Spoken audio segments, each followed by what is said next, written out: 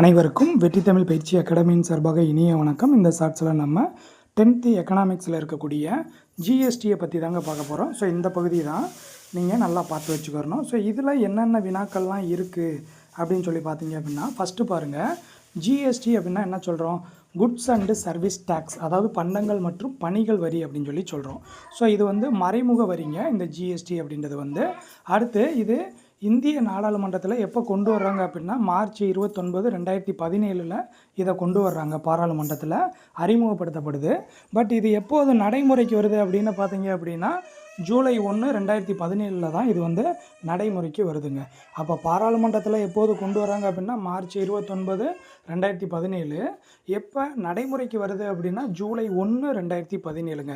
So இதனுடைய குறிக்கோள் என்ன அப்படின்னு பார்த்தீங்க அப்படின்னா, ஒரு நாடு ஒரு அங்காடி ஒரு வரி. சரிங்களா? இதெல்லாம் ரொம்ப முக்கியமானதுங்க, நல்லா பார்த்து வச்சுக்கிறணும். ஒரு நாட்டுக்கு ஒரு அங்காடி ஒரு வரி தான். ஸோ இது வேட்னா வேல்யூ ஆடட் டேக்ஸ் அப்படின்வாங்க. அதான் மதிப்பு கூட்டு வரி. ஸோ மதிப்பு கூட்டு வரி மாதிரி பலமுனை வரியாக இல்லாமல் இது ஒரு முனை வரி. ரொம்ப முக்கியமானதுங்க. ஸோ மார்ச் 29, 2017 பாராளுமன்றத்தில் அறிமுகப்படுத்துகிறாங்க. ஜூலை 1, 2017 நடைமுறைக்கு வருது.